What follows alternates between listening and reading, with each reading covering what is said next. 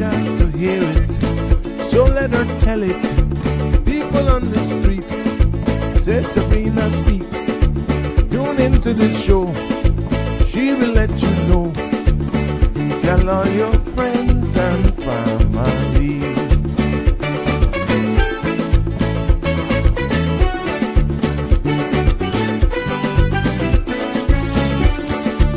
Real talk is no joke. You get the news straight up from grassroots and concerns. You hear some people gone. So tell all your friends to tune in to Good evening, Cayman. I'm Sabrina Turner, and welcome to Sabrina Speaks, your daily dose of clarity, truth, and community insights.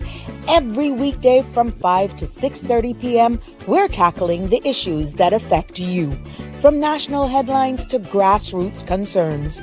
Whether you're in traffic or winding down your day, this is your chance to hear it straight and speak your truth. So buckle up, Cayman.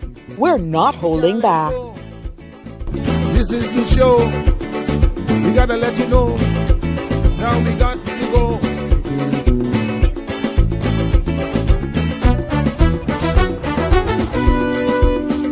And now here's Sabrina.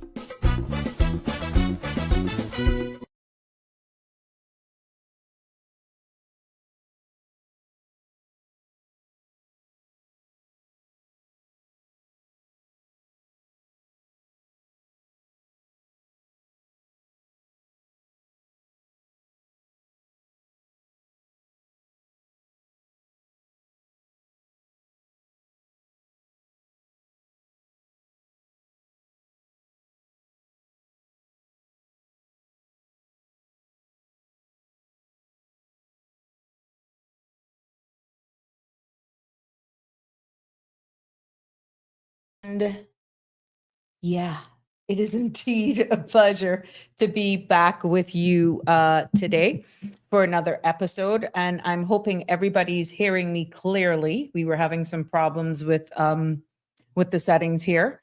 But yes, welcome everyone for another episode of Sabrina Speaks. And as we know how it goes here, the podcast where voices rise, stories unfold, and definitely inspiration takes center stage. Now, I'm your host, Sabrina, and it is an absolute thrill to be here with you all today. I know you were expecting a show. We were going to bring part 2 to Sasha Miller's story, Circumstances Beyond Her Control. She had to push it back for tomorrow. When I got notified, I quickly went and we made the necessary adjustments as quick as I could. So I'm hoping, that you stick with me, because today is definitely open mic. This is our time. And, I just want to remind people that the content that you're about to hear and whatever we discuss here or the opinions shared on this platform is intended solely for general information and entertainment purposes. It is not a substitute for professional, legal, medical, or financial advice. And I will humbly encourage you to consult with a qualified professional for your specific concerns. Because we here at Sabrina Speaks definitely disclaims all liability for decisions or actions taken in reliance on the information presented here. So yes. Yeah, so I know I had a very interesting weekend, but before going into that, we like to start our show with a little bit of motivation. That's my call to you. Today's motivation for Monday: enter this week as a creator of your destiny. With unwavering belief, manifest success in every endeavor. Let tranquility be your guide, threading peace through busy days. As you write this week's story, may each chapter resonate with determination and accomplishment. Harness your potential, radiate positivity, and watch the universe align with your aspirations. This week, success and peace walk hand in hand. And I hope that somebody will actually feel blessed or, just intrigued by that. And it is indeed a pleasure for me to share these with you as we embrace and navigate life together. Hey, Miss Connie. Oh, I'm doing with you. Good evening. You're first to class today, Miss Connie. Yes, it must be the Monday vibes, must be the Monday blues. And vibes, blues, whatever you want to call it. It's good to have you here as usual, and it does really make a difference when I see you all engage with me. So pretty much, how was your weekend then? I'd like to know. I would really, honestly, you went dancing? Yeah, right. Or you're just happy because you're here to see the weekend, the week out. I'm giving thanks, to be honest. This weekend was pretty busy for me, I'd say. I did, I cook. I cook. And then I got bored. Then I found some coconut shreds, like the sweetened coconut, and I made some coconut cookies. Yeah, they didn't come out too bad. They're not bad with coffee. And I just get bored. I just feel once you cook Sunday dinner that you should have something sweet. I guess that's the Caribbean thing. And they didn't come out bad, to be honest. I know they won't spoil, knowing who I have surrounding me. They will not spoil. And but yeah, I tried my baking skills for the little that you all know about me. As you get to know more about me, I am not a baker, but I enjoy cooking, and my love is really the grill. I love to grill. So baking not my thing, I could be honest with you. So yeah, happy. I'm quite sure people will share those with you, Connie. Yes, yes, yes. Miss Donnet. Miss Donnet is joining us.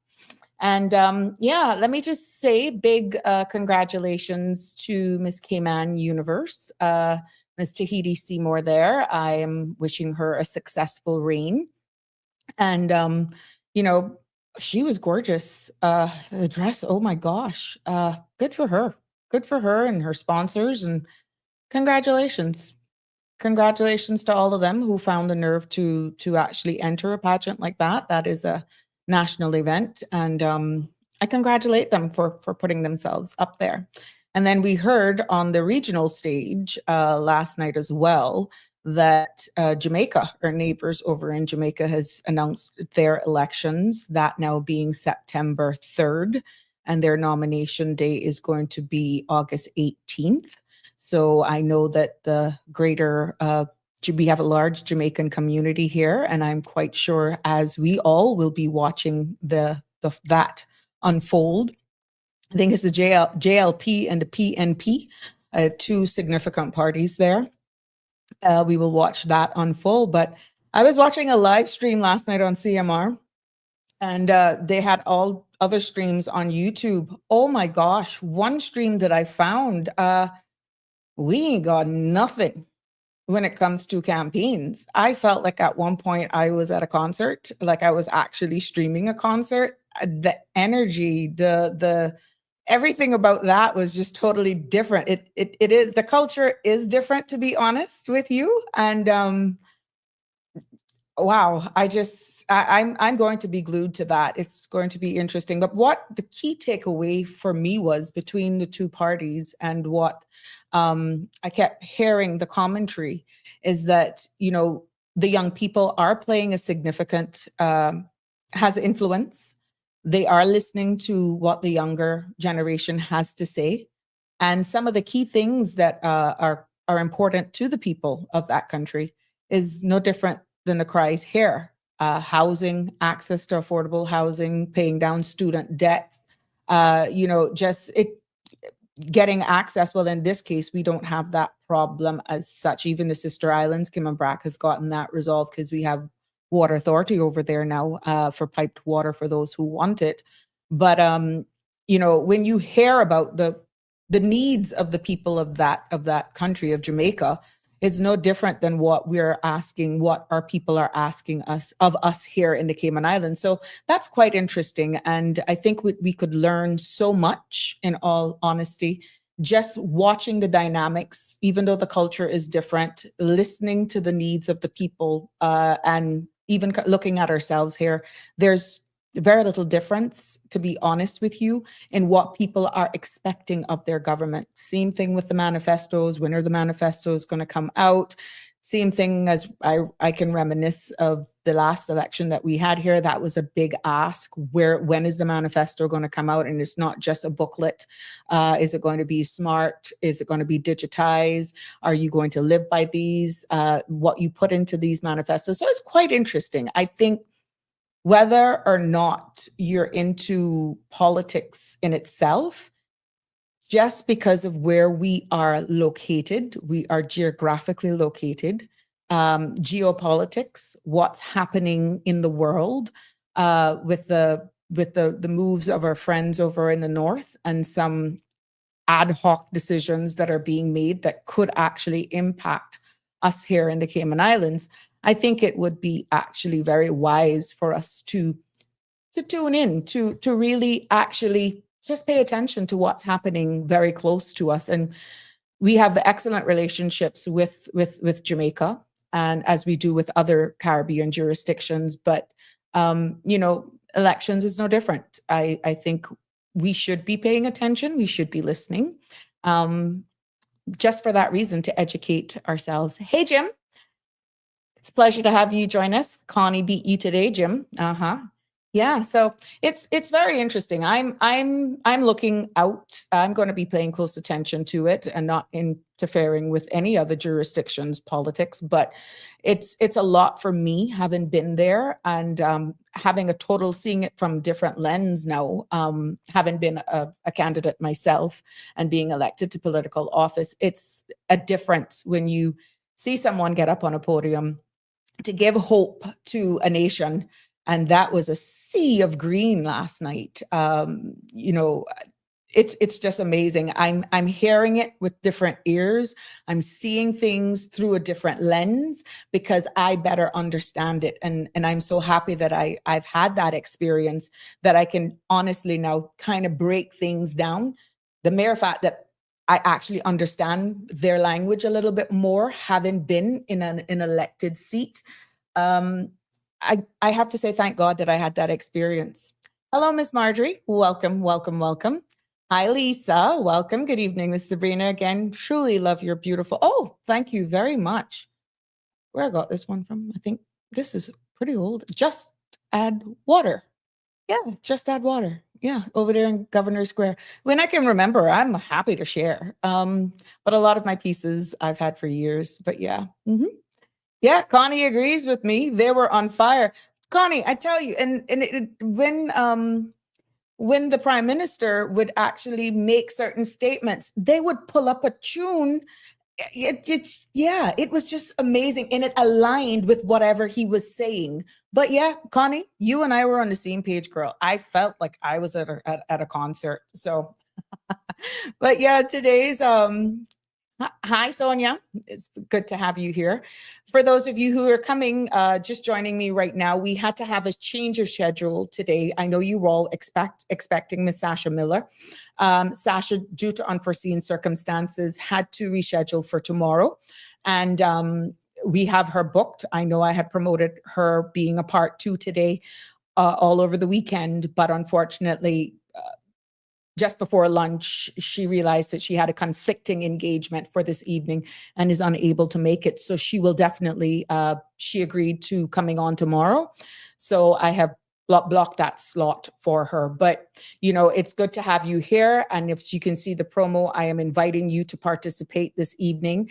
And, we spend a lot of time on this show pretty much listening to persons who avail themselves to come on here to inform and educate everyone, digging into huge topics, some topics that are, almost taboo.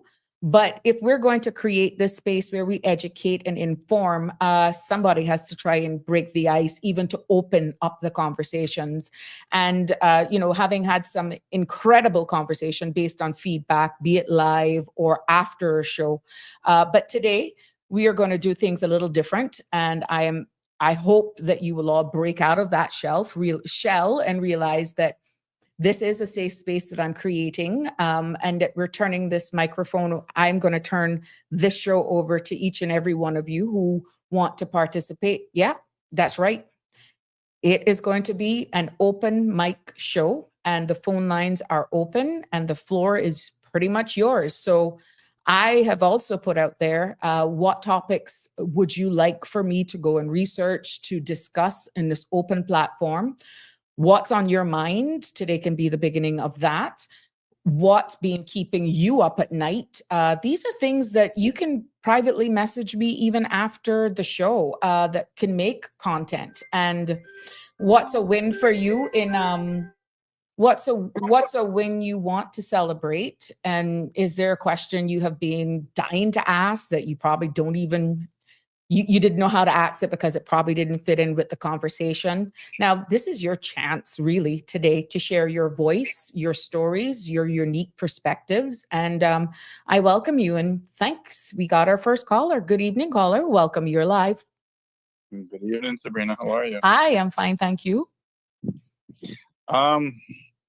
Since it's open mic, right? Sure. I kind of wanted to expand and expound upon Mm-hmm.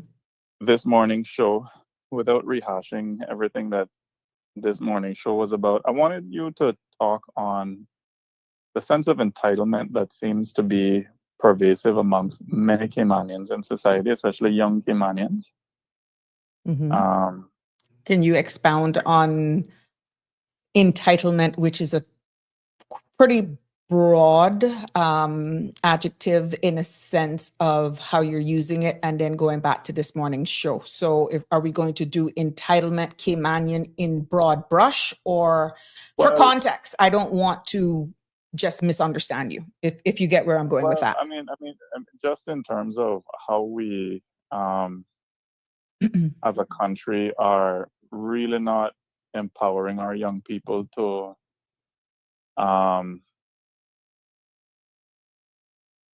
really stand on their own and really work for what is it they want out of life. Again, I don't want to dive back into this. No, understood. We're just doing a broad conversation. But I mean, after listening to a certain somebody on who called in the show today, I was left sort of with my mouth open, like.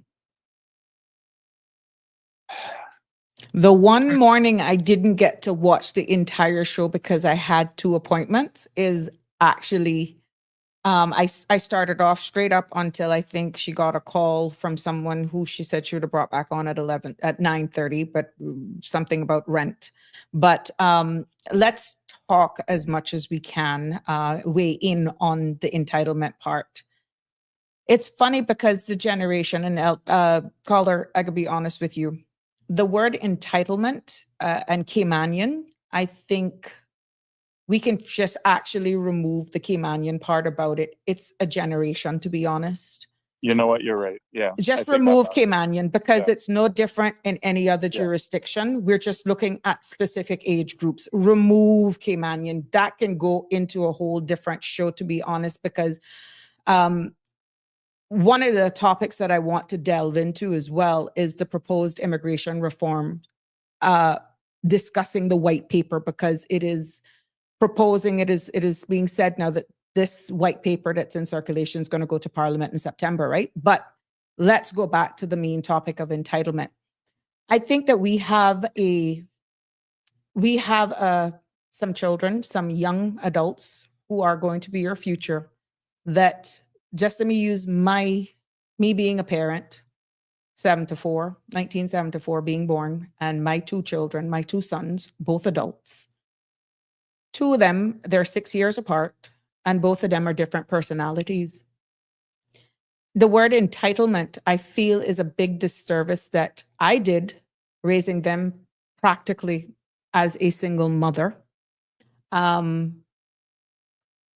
I wanted to give them everything that I quote unquote, or made sure that they had as much as they needed in order to create an environment for them that would make them do as I was taught. You go to school, you get a good education, you make something of yourself, you come back, you get a good job, you may build a family, right? That was pretty much of my generation, what we were taught. Don't get yourself in trouble. Thank God I was blessed for having 2 two respectable young men in society. I am blessed. But I think that that was one of the biggest mistakes that I made, to be honest. I'm going to call it bold right here. I was blessed enough to have been able to create an income and a lifestyle for my two that they would never know outside of going away on vacation what it is to take public transport. And that's usually the train, the I ride on International Drive when we go for holiday in Orlando just for fun. Because I had to walk to school, catch the bus out by True for Youth School, and I would have loved for my mom those days to have taken me to school. It was just a cool thing, right?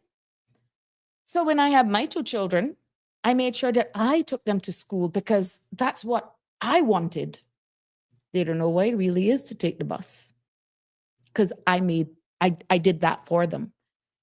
They didn't even have to, with the exception of weekends, because they know, make their bed because I was able to have a full-time helper all the time.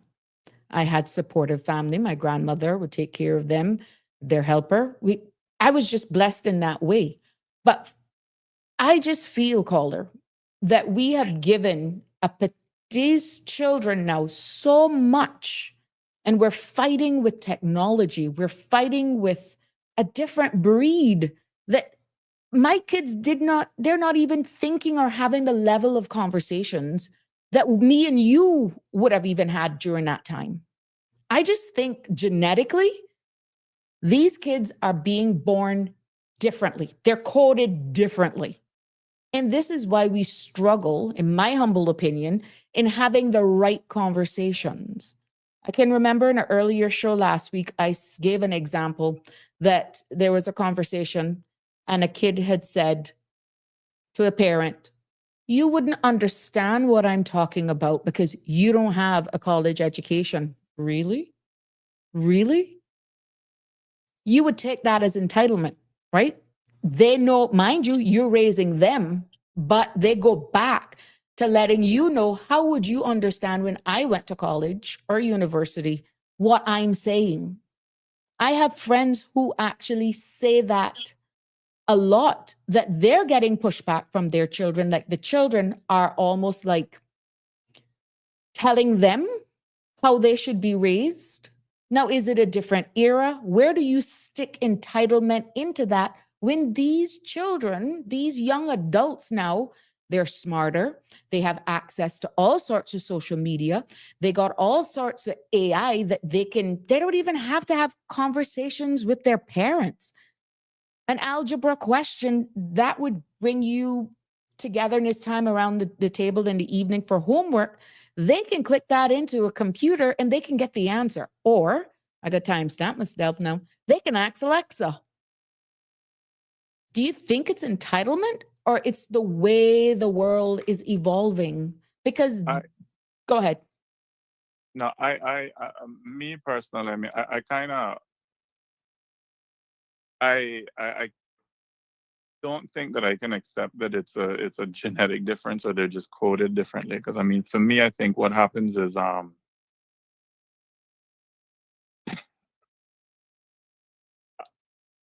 I think what happens is the struggle is what builds perspective. Mm-hmm. It's Yeah. what shapes resilience, and it what also brings humility, right? How the caller and her mother who spoke on the show this morning, it was, well, oh well, you know, you could have at least given her this award, you know, she should have gotten this award, and I should have at least gotten this. And I'm like, I mean, I find like we have a crop of young people who've been told, oh, you can do anything, you can be anything, right?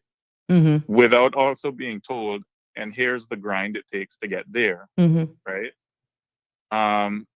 I get what you're saying about, you know, technology and AI and, you know, young people growing up in a different world than how we grew up. But I can't help but think about the sad state. And you know what? I will say Cayman, but Cayman is going to be in years from now if our young people don't Smell the roses. out if they don't smell the roses. I mean, I have a friend who just opened an AC company, Mm-hmm. right? And he services my ACs for me. And he's not originally from here, but he's since got status, right? Mm-hmm. Mm-hmm. And just out of curiosity, I asked him. I said, how did you start this business? And he said, oh well, he attended the HVAC course, the HVAC AC course that they had at UCCI. It must Mm-hmm. have some time back, right? And in us talking, he said, um, that course is free to Caymanians, the young Caymanians. That course was completely free to Caymanians. And I said, well, did you see any? He said, no, none, not a single one. Mm-hmm. What you saw there were people from, for example, well, mostly Jamaica, and other parts of the Caribbean who were Who there. understand technical trades? We don't. But no, but who also understand struggle. Mm-hmm. You understand? Because some of these people, I mean, say what you want about them and different struggle, Mm-hmm. and different things that we've experienced here, but some of the things that they've had to grow up and experience, some of them coming from homes where dad in a home, Mm-hmm. mommy had 6 and 7 children, and because they're the eldest one, they have to, go out in the field and cut, Mm-hmm. and provide for the family.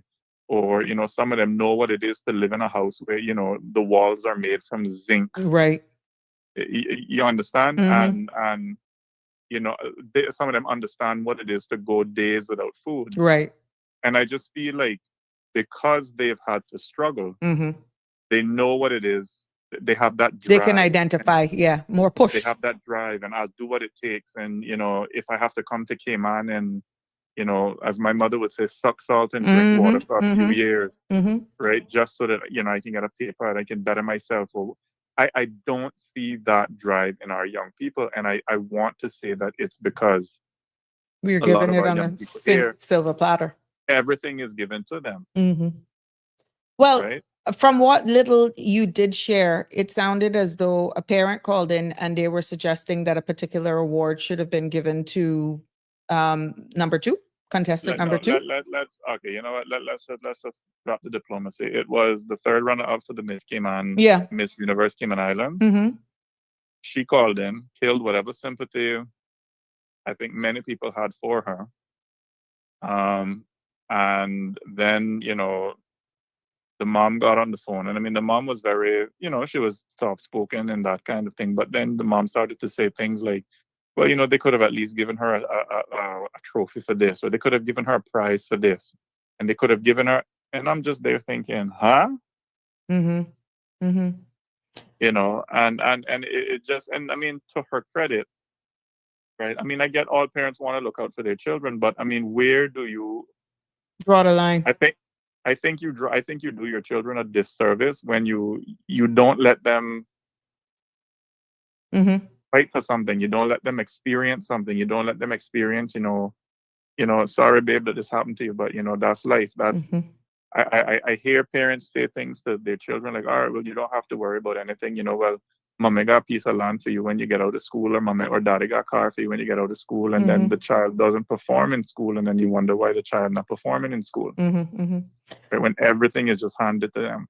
Well, now that you've given me more context for what transpired, I could be honest with you, and I think one part of the show that I did catch, Sandra was alluding to, I blame the organizers of that committee. I applaud any person who would actually want to actually go and enter a pageant of this nature. I too, I'm pretty much like Sandra. I'm neither here nor there for pageants, to be honest. I like to watch it for entertainment. But for years, as far as I know myself as a wee one, there have been cookie cutter of what a pageant person should look like.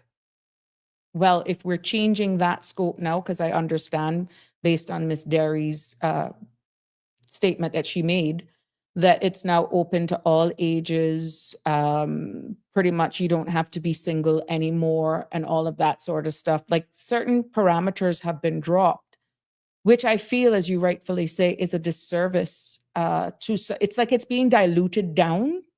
Now, it takes a lot for someone to actually go there publicly, to not accept the reality that one probably was not in their frame of mind. I can't speak on behalf of the young lady, but if she felt within herself she had made this huge accomplishment and she prepared, and she probably thought maybe she was going to place higher than she did and didn't, that reaction there was reality of shock. This may have actually impacted her in a total different way. That's where we need to be concerned about. Well, I don't want to focus on the what was highlighted in my mind today was just what I saw this morning, or what I heard this morning it was indicative of a wider trend of entitlement amongst young people. Understood, but right. So the I only don't how want to bring lock it into no, this but universe. for us to understand what's happening, the only how to put it into perspective is to use that as an example, because that could actually go through life of other scenarios. It is topical now because that outburst could be an outburst for someone who thought that they were ready for a job as well and was not successful with the job because they didn't meet the criteria. If you get where I'm saying. It could have been someone applying for a job and had it all in their head that they were going to get this job and know that they came up short, but in themselves, they feel that they were the ones for the job. Not looking at the other competitors that may come with more experience, a higher level of education that best fits the description or what the employer is looking for. What in that case, then, I just feel we need to have a wider discussions to really understand exactly where in the back of the minds of parenting, because I see here on the commentary, Jim is saying, please, let's place accountability where it belongs and stop blaming our younger generation. You know, I can actually agree with him to a degree. I would agree with Jim. I would agree with Jim because it has to start in the home. It has to start in the home. And we are raising these children, and what you are actually instilling in them, what you see play out in the household is a huge thing of how they're going to actually interact when they go out in the public. So, and he also said, Jim also says, we have to teach to instill that mindset into the younger generation. And Magdalene Clark says, it's a world pandemic. Even in Jamaica, my ex-helper told me the same thing happening with her grandchildren. Magdalene, I'm assuming this is the way they're behaving. And then you further said, Magdalene, but government is supporting these children on NAU. But would you not say it comes back to parenting? Yes, we all agree to that. It would not happen in my house. Only the dog live for free. He has to be the watchdog, but that's just me. Yeah. And so, caller, it goes back to what you're saying. We as parents have to take the responsibility. I used myself as an example because I identified that maybe if I had pulled back a little bit more, you understand? My now adult children may have seen life differently. Thank God I was saved because I had some Medea conversations with them when reality took. When reality, oh yeah. But many a times I felt that was in hindsight because I didn't show or displayed certain behaviors, make them know the true want and need until certain things when they were during that adolescent years that I could have avoided those confrontations, but I stood firm. Do you think some of the issues, to caller, could be is the fact that we're having more younger persons having children, aka children having children? Yes, I'd say that too. And I mean, but then again, if you don't see the struggle, what it is to be a parent, I mean, you're just going to go into parenthood lightly. So what would you be undertake then when you have grandparents that are taking over completely the parental responsibility, because they're realizing that the parents, can- the biological parents, are not doing a good job, and then they get saddled with the grandchildren trying to save them. That's I not can only teaching the tell lesson either of the parent. I can only tell you what my own mother told us growing up. Mm-hmm. She already know what kind of life she wants to live after raising all three of her children. She ain't raising nobody else's children. She will put them in the home. She will put them in foster care. She will put them up for adoption because you didn't do what you. She's like, it does because she became a grandparent doesn't automatically make her the babysitter or the caregiver. She Mm-hmm. drilled that in us from young. Mm-hmm. But where Right? does the entitlement come in though? In all honesty, let's ask the true question. What makes we're enabling I them? think. Because you I will think have in it some kids got more exactly. expensive phone than even what their parents have. Well, here's the thing. Here, I mean, in my view, and this is just my view. I mean, people are free to agree or disagree, right? But in my view, when you have parents who say to or a child, say, "Oh man, I want the latest iPhone." Mm-hmm. All right, baby, I give it to you, or I give it to you for Christmas. And the child is pulling in. I mean, I'm just using school as an example, right? Um, C's and D's. Where is the sense of achievement? All right, you know what, daddy will get you that iPhone, but I need to see all A's for the rest of this year, Mm-hmm. right? Earn it. I Something to earn it, work earn it. towards. Yeah. I'll tell you again, not to be anecdotal, but again, I'll share my experience with my mom. I remember growing up, and this was the days when $5 could get you break and lunch at school, Mm-hmm. right? Yeah, I know You that had now, plenty of money too. You had right? plenty of money. You got $5. Mom made sure that I had lunch money every day. There were Mm-hmm. many children who didn't have it. Now, Mm-hmm. mind you, my mother was a single mother growing up, and I watched her Mm-hmm. struggle. But she made sure that all of her children had money to go to school and things. So I said to her one day, I said, "Mommy, I want this new Nintendo that just came out." Mm-hmm. My mother didn't tell me no. No, my mother said, "You're gonna get a little job, bargain, and you're gonna go and work for it, right?" Mm-hmm. So I started rubbing my hands together, and I said, "Okay, well, all right, I'm gonna start working." I was so excited for my little job because that meant that I could buy my Nintendo, right? So when mommy dropped me off, I handed my hand. I said, "Mommy, can you give me some money for lunch?" She said, "For what? You working now?" Hmm. "I'll continue to give you lunch money throughout the week, but during the weekend when you're there, you're gonna buy your own lunch." Correct. All right.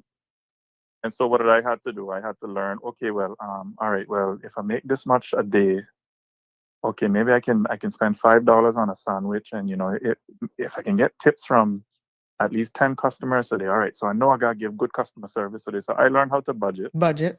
I learned how to what you call it?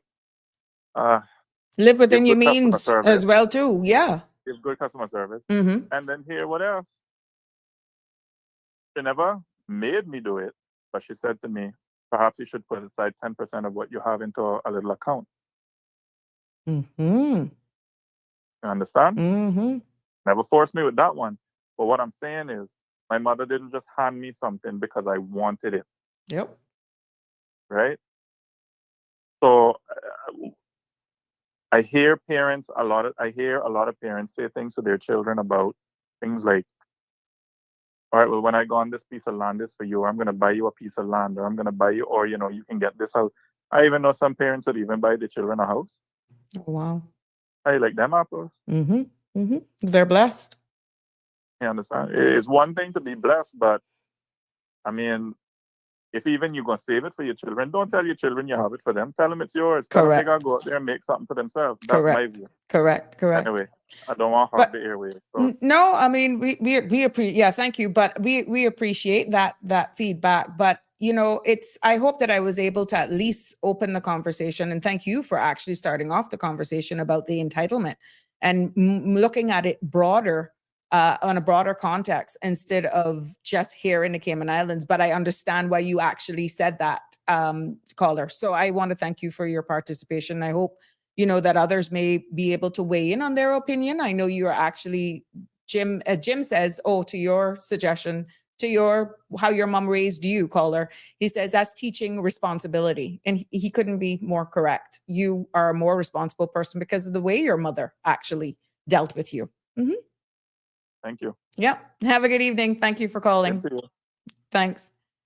Yes, the phone lines are open. Yeah, I'd like to get your feedback on this. It's so much easier when you actually call in because there's a lot of conversations going on. And as Magdalene says, but NAU is supporting these children, but government is supporting these children on NAU.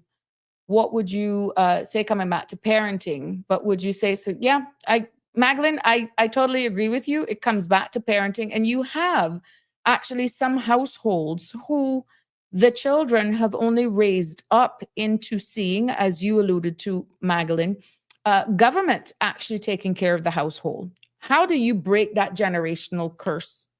Pretty much. Because they wouldn't know any other way of survival. They wouldn't know the true, very few, or few, I don't have statistics to be honest, that you would see come up with a different mindset. And it's hard to the few that actually break that ceiling and do better, get out of that way of thinking, they struggle then with moving ahead and actually still being accepted by even their friends and some of their own family members. So it is a personal struggle, in my humble opinion, when you have actually broken the glass ceiling and gone in a different direction. Again, it's always easier to put things into context. I was the only one from my family who, one, entrepreneur, went off, created businesses for myself, ever getting so involved in politics. Never. Politics was never in my life. But the difference with my family is that they were very supportive. They are still very supportive. Not everybody has that type of unit, and not everyone can deal with being able to break that glass ceiling. Your life is not in the spotlight. You're not posting everything, and that's another thing. Knowing your sense of worth, or only having your value or your worth based on what you post on social media as well. So a lot of it has to do with the close tightness of a family and the support that you get from your family from your family unit that will determine, the outcome of a lot of these children. But I have seen that even the way we raise our children is different. We have more parents appearing that they want to be a friend of their child or children more than actually parent. And then you have, going back to those single parenting home, where you would want to be there in the child or children's life a little more, but you're out doing 2 and 3 jobs, trying to make sure you could keep the lights on, put food on the table, and again, not really having the true conversations with the children. Look at the other side of that coin now. Some of these children are seeing the true struggles of their parents in the home. And that in itself is causing stress on these children at such an early age. Some of them are actually taking responsibility for their younger siblings because one parent is doing all of the heavy lifting, and that's honestly being out there working. So is it a case as well that a lot of these children are taking on bigger responsibilities than they are actually mature to handle, and they're not mentally ready for it? Why possibly we could be seeing mental drain? One commenter on here says that DFA is, okay, hold on. DFA is paying mortgages for Jamaicans who got status last year, but get status. You need to show you are solvent. So what the heck? Dacia Bush, I find that hard to believe. I'm not so sure, Dacia, what you're referring to, please. Jim is saying different generation, different time, different world, but teaching respect, holding persons accountable, and instilling standards of responsibility all remains the same. Sonia Walker, saying Kim and Brat, the best island. Why? So negative, shaking my head, fact straight. Dacia, Sonia Walker, exactly. Okay, this is an online. I'm actually doing my best here.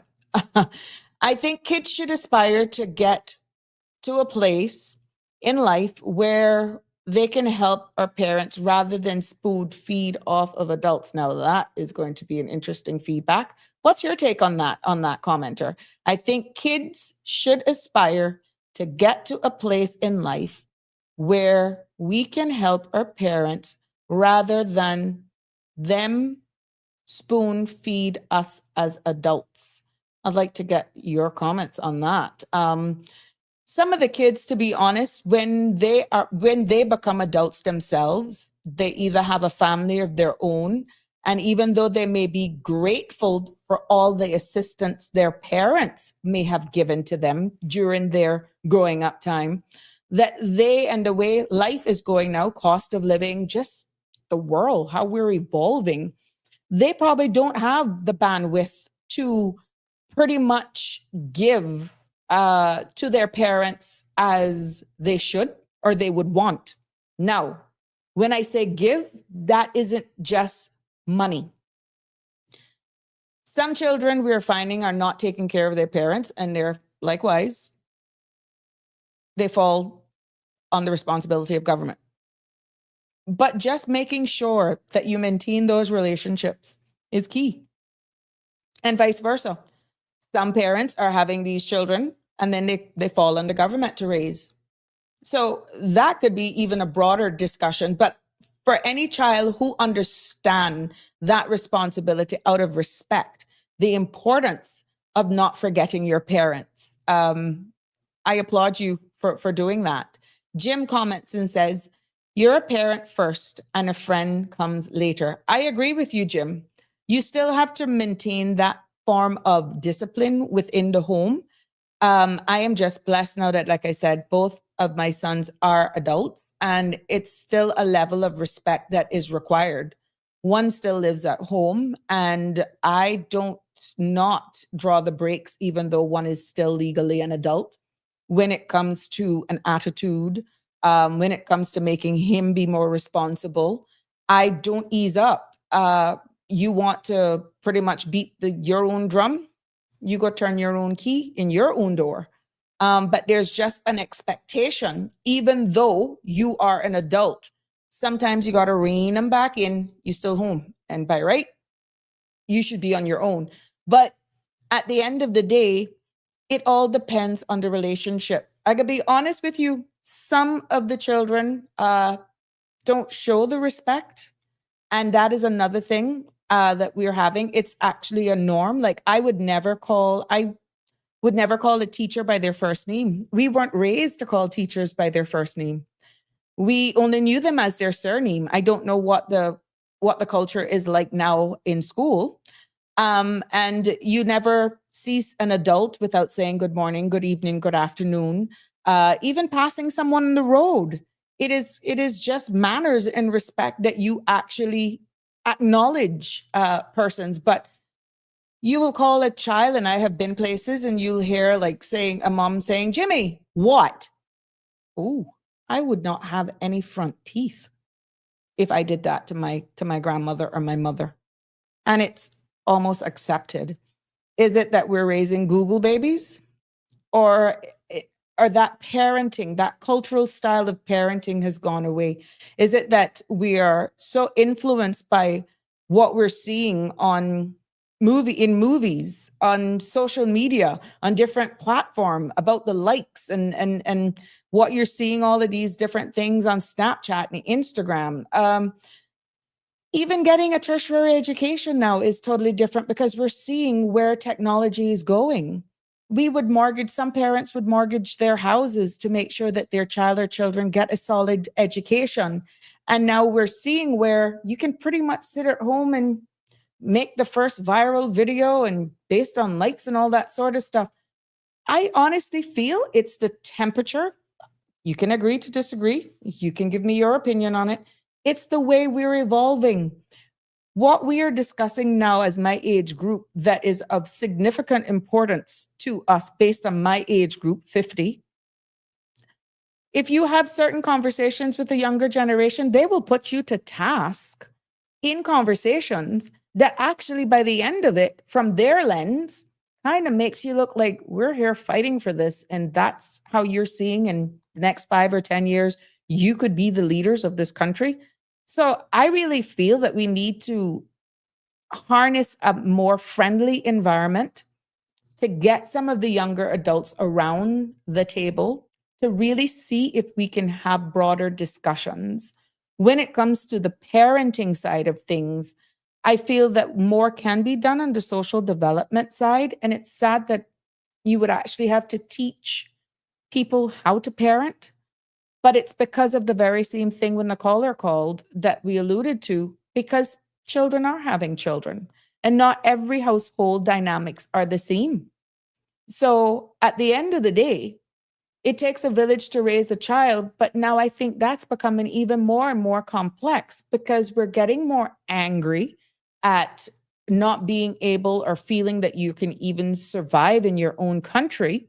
And then you're having the struggles of just being able to survive in life. And then you look at trying to compete with what you're seeing in social media. There's a lot. There's so much information going out there. There's so much going on that it actually makes you get detached from reality. Even as adults, we're struggling. Some are struggling with that. What's real from what's not? And then you think that isn't confusing the children as well? Some of these children actually sit and they watch different households, their friends, even their parents struggle at just trying to navigate life because of the current climate. But I'd like you to weigh in on this. If you have a feedback on this, I invite you to call to give me your take on it. It's not just my opinion. 936-8255. I'd like to get your feedback on this. But that goes into a bigger question when we talk about parenting. And based on some of the reforms that is being proposed in the white paper, that one of the key things that is getting a lot of conversation is, the path to Caymanian status, pretty much moving extended from 15 to 20 years. What is that saying? Just hounding in on that right now, because of probably trying to slow down frivolous marriages, marriage of convenience, when there could be a child or children, then you go into the anchor baby conversation. You really think that's going to actually help or mitigate persons getting into unions that is really not built on what its intended purpose was for? It's going to be interesting because this all comes around full circle into exactly the entitlement mentality, possibly of the children, because many a times these children in divorces, for example, are the ones that are stuck in the middle. And actually extending this may actually do some, it's not going to solve what we're trying to do, to be honest, in my humble opinion. Let's see what Jim is saying. Too much acceptance with children having children. And today's children are having to grow up faster, but not mature enough to handle adult situations. But Jim, going into that, many at that times, they have no other choice. Many a times they're actually left watching the younger ones because a parent or parents are out working. And they're being tasked with responsibilities that they're just not ready for. And what do you do in that case? When childcare is expensive, the parents just barely making ends meet. How do you actually deal with that? Is the harsh reality. And then I think Miss Marjorie on one show asked about having too much children and whether or not, I think her comment, Miss Marjorie had says that she would actually pay to get someone tubes tied if they wanted for parents having children that they cannot afford. That in itself too is a bigger topic, to be honest. And at the end of the day, we have to look at where we are going as a society on a bigger picture, to be honest. We have to look at it as a bigger picture. But this whole proposal in this white paper, and I am going to dedicate an entire show for this. Like I said, today's show was pretty much, I'm filling a gap here because this was not what I prepared for, to be honest. And I'm doing my best with not trying to be a Sandra talking for 4 or 5 hours, but I want to dedicate a show to this very same thing. But going back to what the first caller said in regards to entitlement of our children, I really feel that us as parents need to have a wider conversation and just own up that if we have not done such a great job with raising our children and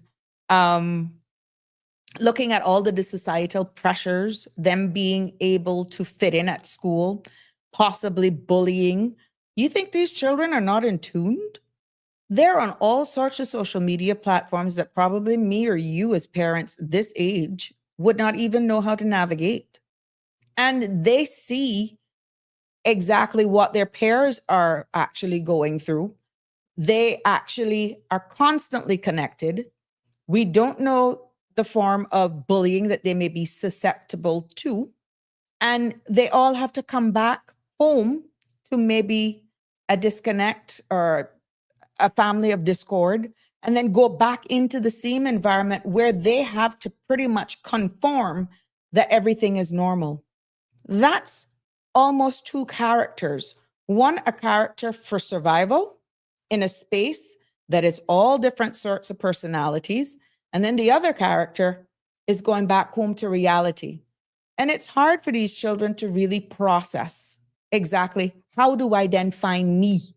At what point do I get to be me when I am saddled with survival and reality?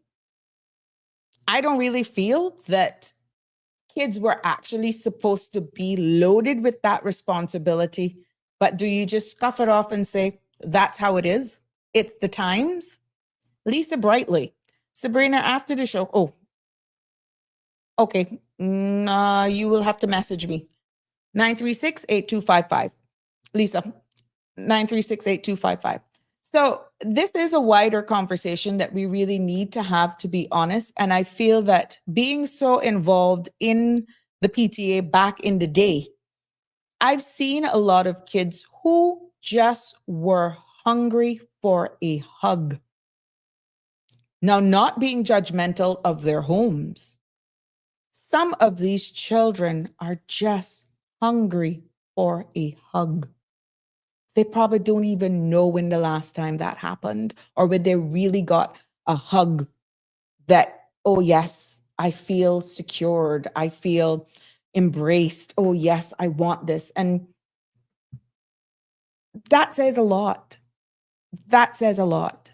And I feel that we probably need to do a deeper dive. And God bless the teachers who are about to go back to school, because they actually have to pick up on a lot of things that is the unspoken words of these children to try and navigate exactly what type of environment possibly they are going through at home. And I raise my hat to them because some of them actually will identify issues in the home. And, you know, it's hard to actually break that. I was into a conversation with another parent, I think it was over the weekend, and some of the issues that are happening in the home, once they are aware of it, the MASH unit gets involved. And sometimes we're sending these children back into the environment that's causing harm. And that's something too should actually be delicate. Hence, some of the children are fearful of even speaking out, because when the authorities get involved, until the full investigation is really done, we could be sending them back into an environment that exposes them to all sorts of possible abuse because of them just speaking up. So we have to be very sensitive of that as well. Dorothy has a comment. I think children having children that horse has already gone through the gate.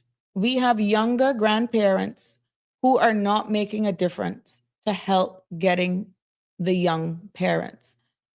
Yes, you are quite right, Miss Dorothy. You know it bad sometimes when you go out and you see a parent, a child, and grandchildren pretty much jumping at the same fit.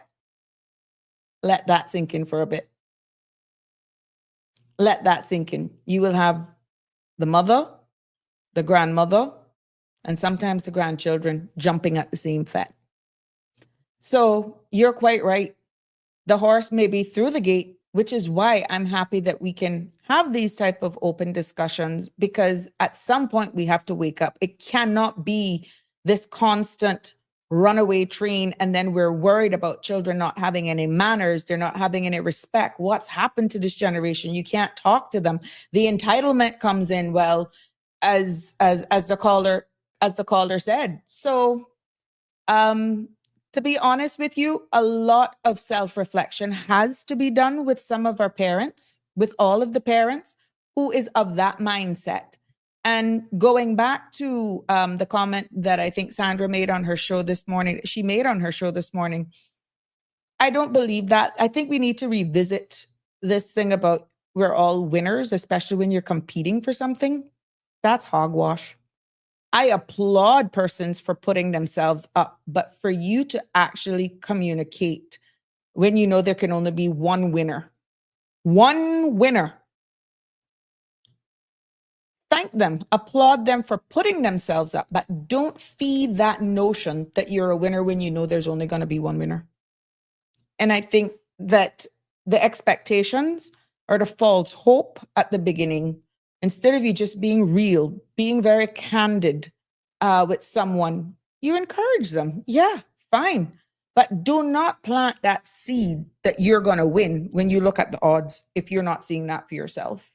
So I tend to agree with that. Sometimes you got to know, for example, I would never say I'm going to go and I go do a 100-meter dash. Really? I would never put myself up for that. I would never run a race because I know my limits. I could believe I can do it, but I'm not going to put myself out there.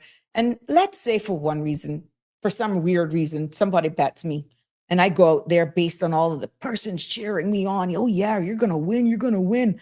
And then I don't win. I would have been fed all of that narrative, almost 226 pounds. You really think I could win that race? No, I'm not. When I'm competing with people, let's say like Marshall or Jim or Connie, who may actually win me? No, you have to be real with yourself. And in the conversation that I had, I think on Thursday, sometimes we really need to look into the mirror and have a true conversation with oneself. It doesn't mean that you're crying down yourself.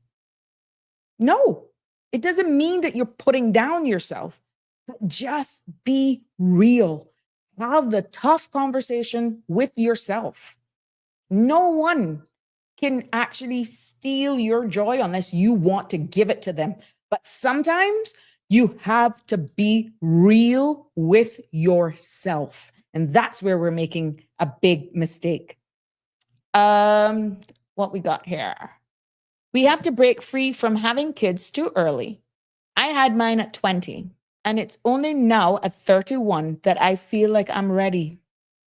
Not to mention Granny. Still got to trot. Yeah, so don't ask her to babysit. No, exactly. I mean, you're someone who actually realizes that. And my kids were 6 years apart. My first one I had at 20, but I was already doing my nursing degree. And I pretty much grew up quickly because they didn't ask to be here. And I pretty much sacrificed when I saw all of my friends going away to concerts and all of that sort of stuff. And I committed. I got married and I raised my 2 boys, and I was being a mom. And I didn't one day actually regret doing that. But now at 51, having a 25-year-old Do the math. And how old the other one is? I think he's 30 something. Yeah, 30, 31. Sabrina, have no regrets. No regrets, because now I'm living my best life and I still have youth behind me. But who I became in order to raise my two boys, no blueprint in raising two boys by myself. I depended on a number of true friends, family support, male figures that I will respect, male figures that my two sons respect to this day when they were absent of a biological father. I have friends that I will go to the end of the world, because when I was personally at my lowest, knowing that I had a responsibility to raise two boys, do you think there were not nights that I put my head in my pillow and I cried because I thought I was going to fail them?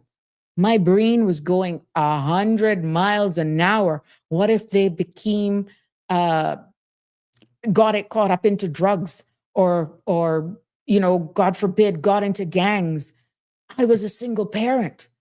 How am I going to do this? You got to make sure that they got this, they got that. And I tried to provide everything for them. But one thing remained. I had close male friends around me, not partners. Let's get it right. Male friends around me who realize they held my two boys accountable, and also my family. But as a mother, whether or not Sabrina beat up herself, yes, I did, because I was scared. I was scared. But I never stopped instilling the true morals, teaching them responsibility, despite me being able to have had a full-time helper, being able to still get that one-on-one parenting time with them, dropping them to track and field, dropping one to sailing, the other one to cricket. I had one day and one night. One went to St. Ignatius, put it into perspective, and one went to public school. At one point, both ended up in government school. But their choice in after-school activities was very obvious for their primary school. One was t-ball, one was sailing, the other one was football and cricket. Make it make sense. But when they got adults, they all converged to the same point. And those little moments of making sure that I could attend those track and field events, making sure that I could be very active in all of their after-school activities, and committing myself to the PTA. Marva can tell you. I was there from Red Bear Primary. But at the end of the day, I questioned myself many, many days, because I didn't know how to be a man. How do you teach a kid how to go to the toilet and shake it? He was sitting there watching me. What is you do the best you can do. But thank God, they're now adults. And they thank me every day for tough love. Tough love. And I will only implore parents to really, who may find themselves struggling and going through a hard time, try to surround yourself with persons who that you could honestly have frank conversations with, that wouldn't judge you, because I can assure you, plenty of us parents out here going through it. I'm just glad mine are now adults and they're not speaking because they're scared of being judged. Jim, don't take away from the winner. The winner should have the spotlight. I agree with you, going back to the all people are winners. Connie, yep, you heard me and you and Jim reason. Swagger, I want to make sure I call that right. You are now my inspiration, Miss Sabrina, hearing your story. Let me know that it is possible. Yes, that everything will work out as long as I do my part as a parent. That is the key. That is the key. Let me tell you, there were days I was running my business, and I would have a comforter in my office, and During that difficult time that the reality came, your emotions go up and down, up and down, up and down with a divorce, and you have to maintain a certain diplomacy and decorum to keep that family unit together. There were days that I would either get an email from my ex's attorney and reality hit. And I was like, why do I have to do this? I'm going to be with these two kids. Before seeing clients, I would get up from my desk, go to the bathroom, and I would just bury my head in my hands and I would cry. I had to get it out because at the end of the day, the consults that I was seeing were actually paying my bills, which kept a roof over my head. And it actually drove me to be better at my business. And from that, other businesses that I created, because I was not going to fail my two boys or myself. And once I finished that, I got out of that bathroom, fixed my face, back in, welcome. It's almost like you get in character because you got to do this. But on top of all of that, there were people in Rankin's Plaza that they would come there during the day. They would see me there from 8 o'clock in the morning, and they would leave at night and see me there. There was comforters under my desk. We would do printed projects in there. In my office, I was doing all of that with my two kids. I may not have been at home, but I was in the business, and they raised up pretty much in Rankin's Plaza, my two boys. And I did it for us. Because when you ain't got nobody giving you anything and you got two human beings who are going to be the future of your country, you're going to give it your all. So I'm happy that you're inspired and motivated, but I didn't leave them on my grandparents. I took up that responsibility because they were my responsibility. My grandparents, my aunts, they extended a helping hand when they could, but they were my primary responsibility. So yes, and I will continue to share if anyone wants my feedback on how navigating it. That's what these forums are for. But to tell you that they were not days that I wish I could have gone on, them days, Kontiki's too old. Oh Lord, a timeline in myself. Boat cruises. I was way in my 30s, almost 40, when I even knew what a happy hour was. I didn't know what happy hour was. I was oblivious to what that was. I had no clue what happy hour was until my kids were graduated and in college. That was self-sacrifice. So when you see Sabrina sitting down at Cabana, when you see Sabrina jumping in Barabanu in Bracanal, when you see Sabrina on country and western dance floor, don't judge me. I sacrificed everything. And now I'm my own adult. And I give God thanks that they have never ended up in anything outside the law. I give thanks. One had kind of strayed one little time, and he were going to take God from his thoughts and going to use the vape, but that little thing called cannabis. Oh God, bet you that'd be the first and last time that I know about it. But yeah, do I regret it? No, I don't. Would I do it over again? The product that I now have today as two grown men, I would do it all over again. Would I have made different choices personally in a partner? Who can predict that? We all hope for the best. But I adjusted my sails accordingly in order to be the best I could be with what I knew. Miss Dorothy, it's not easy being a parent. We don't know what the result's going to be until they become an adult. You're quite right. I knew from an early age that honestly, I smile. I have two boys, two total personalities, two different personalities. One, I kind of saw where one was very studious. He would bring home straight A's, principal honor roll, champion boy. I mean, he cleaned it up. The other one, oh my God, every time I go to school, one, no, he probably didn't have one foot of the shoe, or he lost all the shoes. He couldn't find his school bag. Oh, we don't have no homework. Then he's waiting on me, but he decides he's going to walk because we didn't used to live that far from the school. And I got called saying, "Man, I'm on my way picking him up." I see one little boy walking along Shamrock Road that looked like your little boy. I said, "What do you mean? He's supposed to be waiting for me at school." He was doing his own little thing, and all I could see him coming down by in the front of Seafarers Hall. I was so angry that day that if I had beat him, I would have probably killed him. But that was fright. That was fright.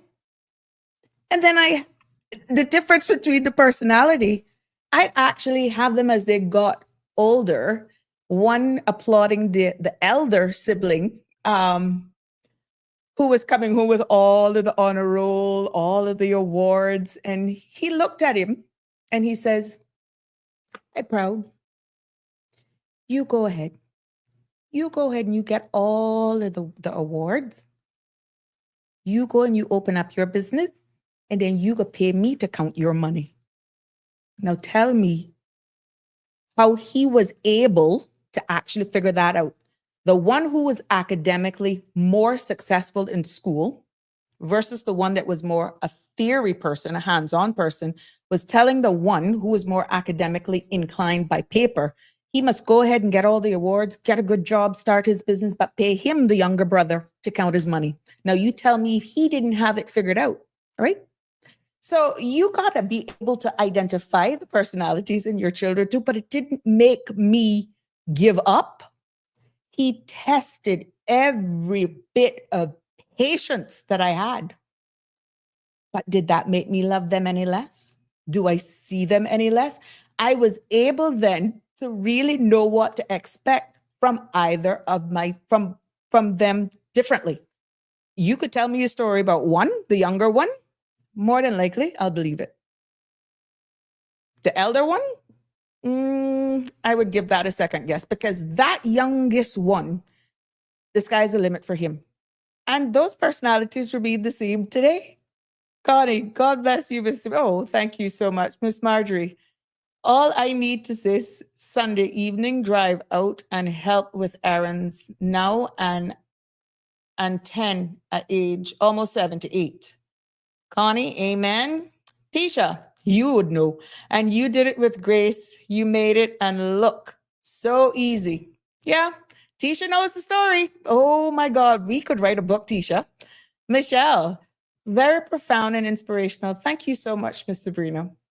One round for me. If I ever see you at Cabana, oh yeah, oh just come and tap me. Just come and tap me, girl. I do make no apologies. I live in my life at 51. I have never been in a better place because I know my conscience has set me free. My conscience sets me free. In every family, you'll find one of them. Yes, Connie, I agree. Yep, that little sucker, he was walking down Shamrock Road. You should see him, and he's kind of short and stocky. And people identified this kid that day, but I'll never forget it. I tell you, if I had beat him, I'd have probably got open wrist and I'd have killed him. So yeah, he never did that again, mind you. But these are some of the things now at family gatherings and Christmas, we would sit down and we would reminisce as two adults now. And I would tell them exactly what they put me through. So to say that I don't have no grandchildren, all I have to tell them is what they did me. I think that's why they were a little late with giving me grandkids, but I ain't rushing them. Lisa, tough love teaches our child or children that real love is showing them what life in reality will be like. You're quite right. I always said that in school is actually the test ground for what life is in the real world, because some of your besties in school could actually end up being your supervisors, your employers, your competitors in a business. And it is really a training ground for really what life is all about. But now you're seeing all the fighting in school and all that sort of stuff. That's what's going to happen when they graduate. Is that what they're going to be doing? I guess that's why we're seeing spilling out in certain events. But yeah, so it has been a very interesting journey. And I hope that me sharing some very candid moments with a lot of parents out there will let you see life totally different. Don't just look at somebody where they are right now and think that that's how it's always been. Oh no. Oh no. It has been a journey. It has been one that has made me into a more resilient person, to be honest, despite my challenges and my road being totally different from probably some of you that are out there today. But it doesn't make the end goal any different. I still had to be respectful of even the partners that I was around, how I conducted myself. And I was not during that transition phase before I got married again. You know, I was not one of those who were out there just throwing myself around. There was certain respect as a female that you need to show. And, you know, that meant a lot to me, self-worth, because I was raising two boys. And I just held myself to a different standard, to be honest with you. Whether I was a bit harsh on myself, but I tell you what, I'm glad, but I don't have any regrets. That's me. That's my version of me. Charmaine has a comment. Once the foundation is set, it's smooth sailing. I am not saying they will not be tempted by others, but a good foundation will always stay strong and in place. I have a 25-year-old and a 23-year-old sons and a 20-year-old daughter who never gave me any trouble up to this day. God bless you.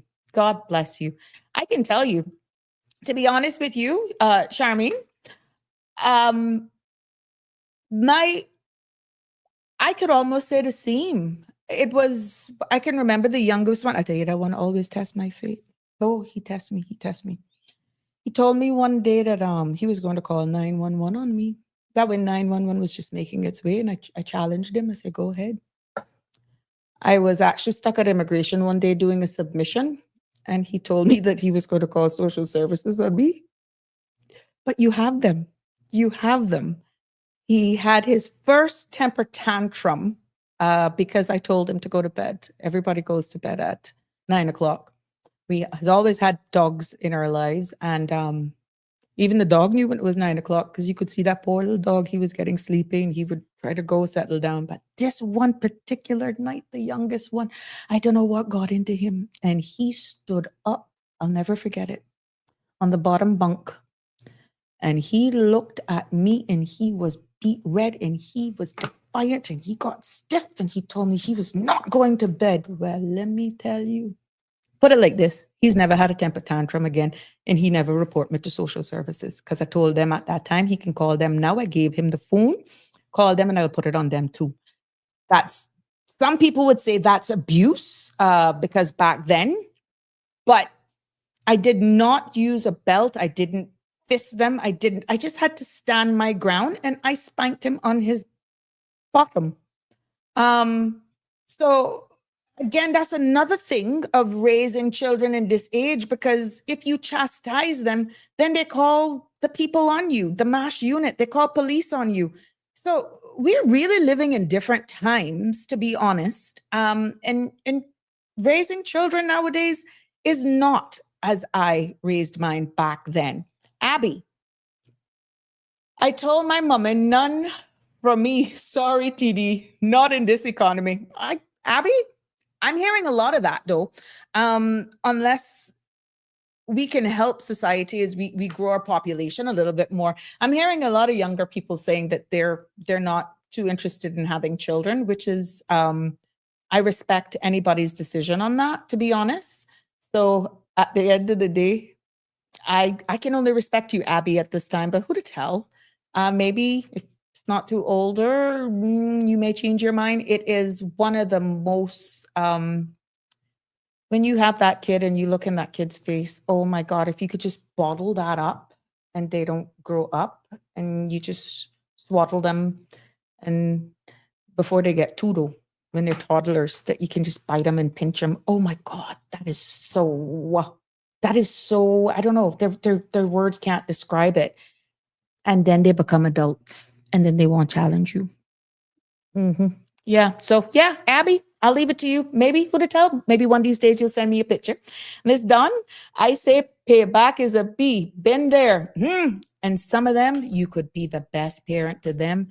They will actually not talk to you. They will disassociate themselves with you, all of that. So I guess we just have to prepare ourselves as parents. It could either go far right, far left, and you're blessed if it remains neutral, where you can agree to disagree, because at the end of the day, they are adults. They become their own persons. They are entitled to their own opinions.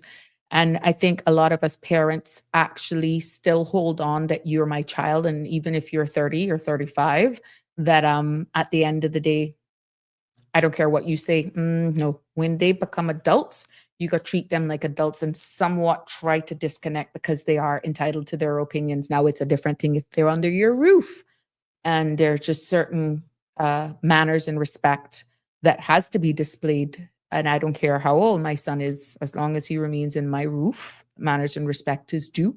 Otherwise, don't let the door hit you going out. Miss Dorothy, thank you so much. Mitzi, hi, welcome.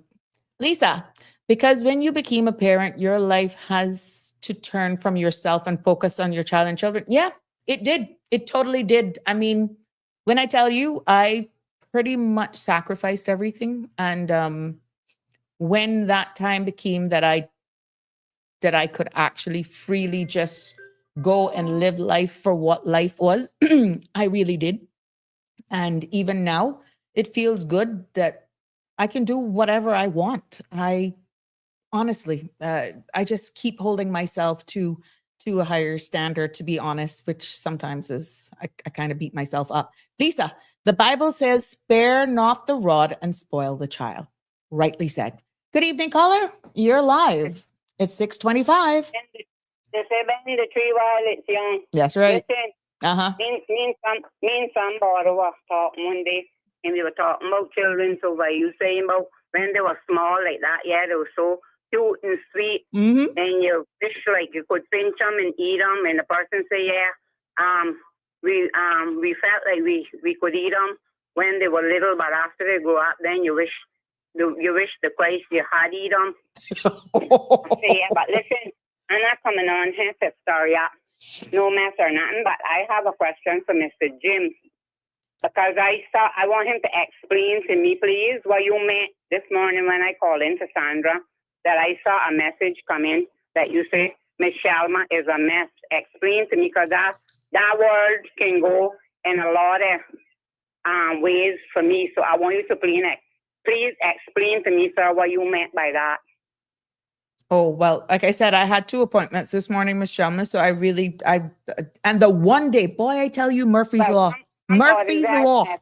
Somebody's asked messaging, say, don't get Miss Shelma started.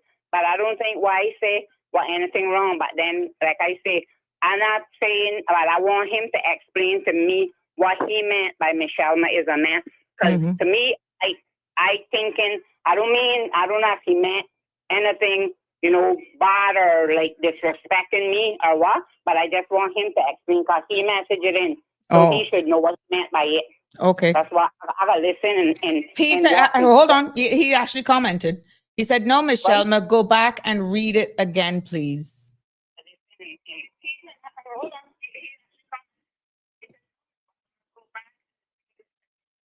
I said, and he quotes, I said, you were a good mess. Good, as in good. And then the Sandra said, we don't know what we gonna do with Miss Shalma. And then while I had cut off, but I was gonna say to her, well, I can't do nothing with me, because God done made me, he done what he wanna do with me. And you're gonna celebrate your birthday tomorrow, and we're gonna celebrate that with you. Thank God for Jesus. I made 3 scores and 10. And nobody not gonna change me. My way is my way. Is only Almighty God can change me. So who don't like what I say or how I say? And like I say, I'm not pick a some person. I don't fast with people. But if you hit me, like you say, don't come for me, because I'm not coming for you. But if you come for me, I'm sure as hell gonna come for you.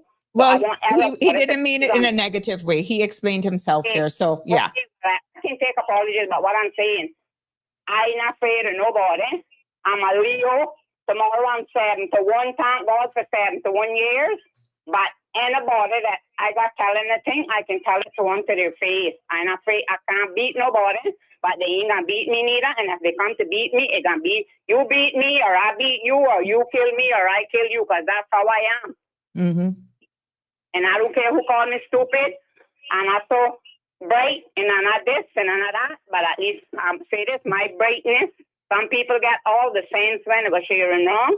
And like I say, I know I went to no college, but I got common sense. I'm swinging my all fives, I think, or I know. And nobody do see fool right on my forehead. And at least my mouth. Now, I know what to say when to say. My mouth never carry me to court yet. Now, my hands not get me in jail. So that goes out for a planet that were bashing me and saying all kind of things.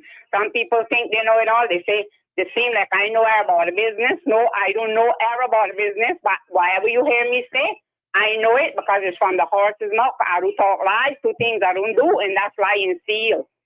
Well, Miss Shelma, this get is the clear. eve. This is the eve of your birthday, and Jim is saying, "Do not take it the wrong way. It was meant in no way to harm." And I know you said you apologized. So let's usher in your birthday on a positive note, giving thanks. Well, I'm saying, right? I was saying, like, well, you could take. She's a mess, like, well, she's joking. Yeah, but he didn't mean it in any way. Good. The operative word is good in the front of the word mess. That's what I'm saying. But then, like, well, if it's a mess, that means, well, your life was a mess. It could go in plenty of ways. But in this way, it's in a good way for you. So don't worry about it. Yep. All right, my love. Can you understand me, sir? I am not building up no strife or no fuss. But that's how I am. I'm a person like that. And if people say things pertaining to me, and I want them to explain it, because if I say something, I can explain it too. Well, it's right here, my love. It's a good mess. But I ain't a fool. I ain't stupid. I got good sense. Anybody that know me can tell you how, that know me from when I was little, would tell you how and I was always joking. I would make you laugh and think I'd rather peace than war. Mm-hmm. I'm a lover, not a fighter. And so is Jim. So is my Jim. If I got a fight, I do back down. Well, Jimmy is a lover, not a fighter. He and Connie and all of us here. So we're lovers here for you. Have a beautiful evening. Right. Happy birthday, Eve. And we will definitely, I'm not going to sing. I got to, oh Lord. But I want to send, make sure you call in tomorrow now. All right? All right, fine. All right, my love. Yeah, lots tomorrow. Aye, you go, girl. You go, girl. Happy birthday when it comes. State from all the way Florida. Nice. From Space Donkey Manor Bay, the most expensive place that sells steak, and it's going to be prepared for me. Mm-hmm. I don't know what I'm getting. Yes. Well, there we go. All right, tomorrow we'll celebrate with you. See? Some may hate me, but some love me, and God love us a all. lot more people love you than hate you, my love. All right. You, because you know how it go to crucify Christ. So what must I say? You're quite right. You're quite right. In a wicked world. See, Jim is saying, my meaning was Miss Shelma makes me laugh, which we all need more of that. Happy birthday, Miss Shelma.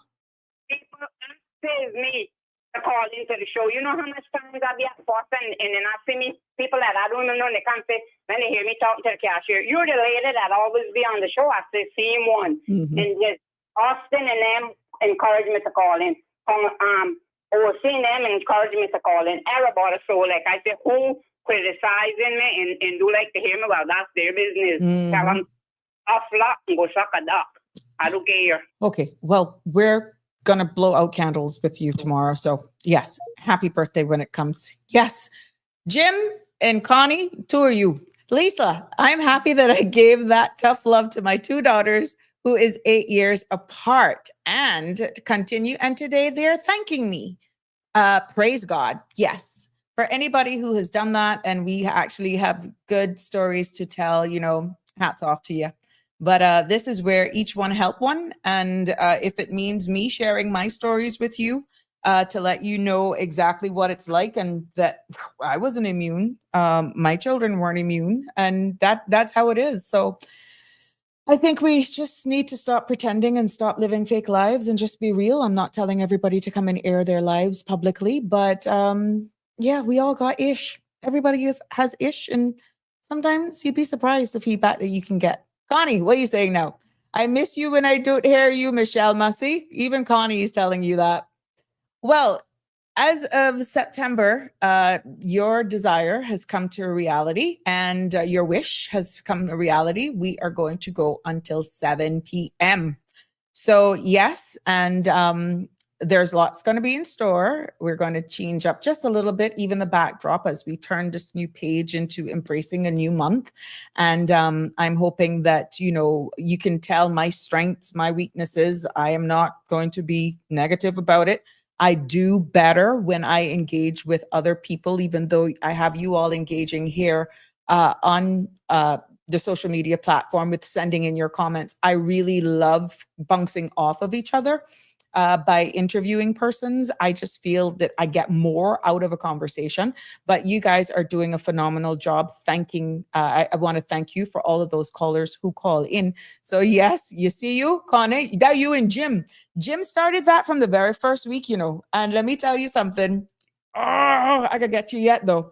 But yeah, so Connie, you got your wish. Jim, you've gotten your wish, and a lot more people. And we're going to be definitely booking some more guests on here. But this happens in this media world where you actually at times are ready, like this entire week pretty much is solid book for persons. But then life happens. And what do you do when you plan a show to be on X and it doesn't happen? I still, as a content creator, have to show up here, have to give thought-provoking conversations. And I don't want to really talk to myself, but not live. I ain't used to that. But yeah, I can talk to myself, good, but I'm not talking to myself here because you are out there. But you got to be able to come up with thought-provoking topics and discussions, and your feedback is key. So when you hearing me saying, call in, weigh in on it. Nobody's judging you with your opinion. Just weigh in on it. I do better when you call in. I do better when you get a variety of people's perspective on different things. I sent out a message asking you to just message me on what topics you would like to hear. Send it through WhatsApp. 9368255, and I can delve into it and bring those topics at hand. So this is your platform. This is your space. I'm inviting you to help make this show. If it's certain persons you would want me to bring in, or experts that you would want me to bring in to speak on a specific topic or topics, by all means, WhatsApp me 9368255. Or you can email me on sabrinaspeaks12@gmail.com. sabrinaspeaks12@gmail.com. Yeah, Satisha, good luck. And go suck a duck, my new favorite saint. Shelba, you see what Shelba has started? Yes, Jimbo, I blame you.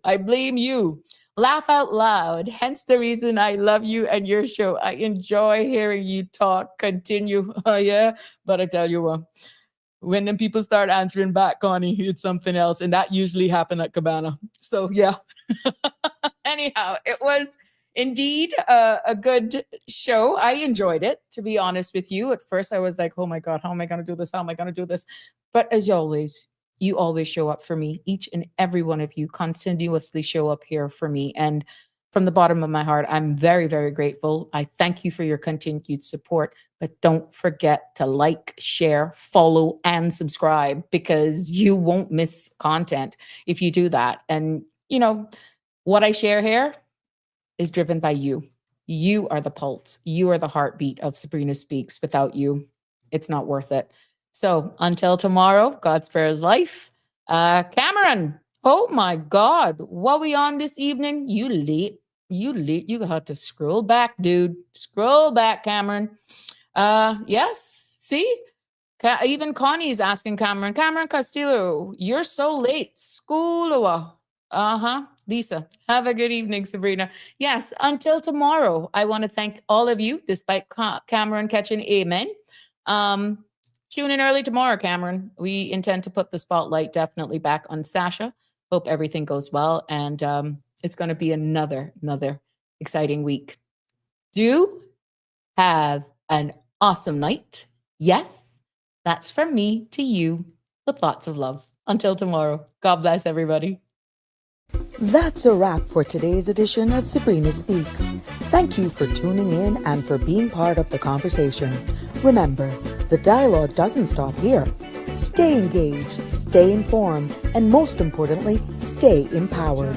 We'll be back tomorrow at 5 p.m., same time, same place, right here on CMR TV and radio, where your voice matters and your truth is heard.